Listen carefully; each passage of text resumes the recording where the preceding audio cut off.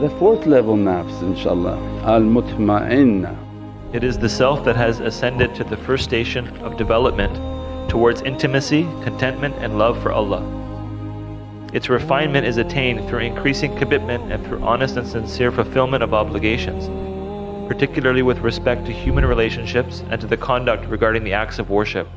The Prophet ﷺ said, "The religion is in the conduct, and the best among you in character is the best in faith."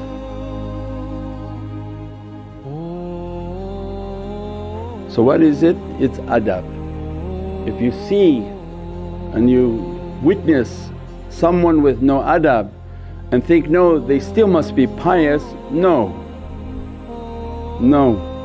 They could be representatives of unseen beings and their knowledge couldn't be coming from those beings. So it means it's what? The way is based on good manners and good conduct. The nature of their reality is soft and subtle, they're latif, they pick up and feel energies and they understand that the vibration and the tone, even the tone in which they speak has to be soft, never harsh, never sort of wild and crazy and screaming and yelling. The secure self has entered the pathways, the methods and means of protection and healing through self-examination, resistance, striving and devotion. The self becomes confident that what is with Allah is better and more enduring than whatever is in its possession or in the possession of others. So the self becomes secure and ceases to occupy itself with anything other than who it has trust in. Every situation is under the control, and this understanding is tawheed. They understood everything comes from Allah. Who are you fighting then? Who are you arguing? What is it that you're trying to prove in your argument? They understood because they're now witnessing Allah in everything. The one they're arguing back is more skilled and more powerful than you because Divinely Presence is pushing you back. So then they understood, just stay quiet, have good character through this test, because Allah teaches us, I don't change a condition of a person, of my servant, until he change what's within himself.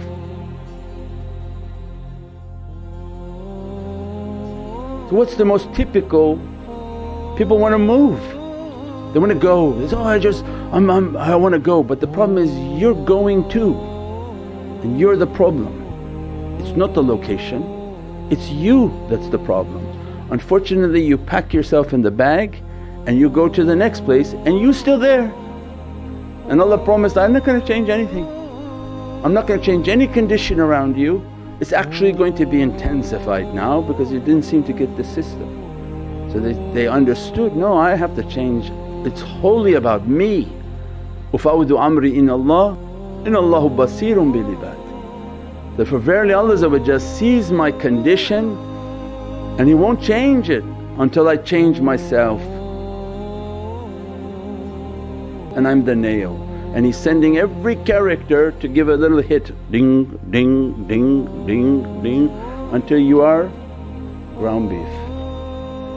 You came through the door as a steak, as a fillet. Do you know who I am? You know who my jat are, who my ancestors are, you know my wealth, my status, my position.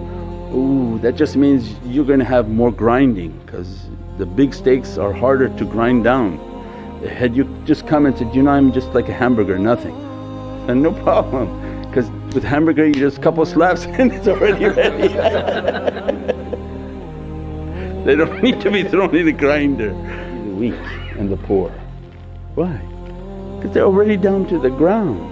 That was the greatness of Prophet. We're not selling rows in our masjid. Prophet shocked their system by saying, no, I don't care if you're a king or a slave, sit in the row and pray with me. And they were shocked that they were sitting next to a slave.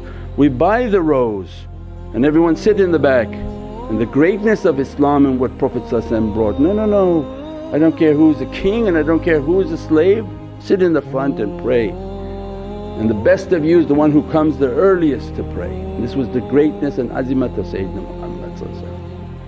Knowing that no sickness in Islam, there's no money in Islam, there's no way to buy Allah. This is the first level of maturity for the self. The heart begins to shine with the light of consciousness. The ego's power begins to shrink so that purity, refinement, clarity, and light dominate the heart. Now the self begins to show its true attributes that were previously hidden. These are the attributes of servanthood, helplessness, all power to Allah, humility, poverty, non-attachment, need, and annihilation. You see that in your nafs in Ramadan, right? So you're not going to ever kill your nafs, your job is to convert your nafs. His Hizb shaitan, he has to become Hizbullah, not from Lebanon, but he has to be with the party of Allah, in which your nafs will work with you. Say, we're not going anywhere, okay I'm going to wear my kufi, now I'm with you. And you see that nafs in Ramadan. He says, this guy's committed to Ramadan, don't matter if he's gonna die or not die, so he wakes you up, time to have suhoor man, we're hungry. And you see your nafs is helping you so that it doesn't stay hungry, doesn't go through difficulty, you're eating your suhoor on time, you're breaking the first person to break. Now he is under the command of his human soul, which takes pleasure in following the example of the Prophet ﷺ. He possesses the qualities which Allah praises. He is kind, generous, patient, forgiving, sincere, thankful, content, and at peace. Every word which comes from his lips is holy, either from the Holy Qur'an or from the tradition of the Prophet ﷺ or from the teaching of his soul. He is a teacher not only through words but also by example. Miracles which transpire through him he attributes to other causes, never claiming them, disowning them to the point of denying them. His every action corresponds to the highest. That what Allah wants to open is the diya, so that your heart is lit and your face becomes shining and your being is filled with the secret of Sayyidina Muhammad.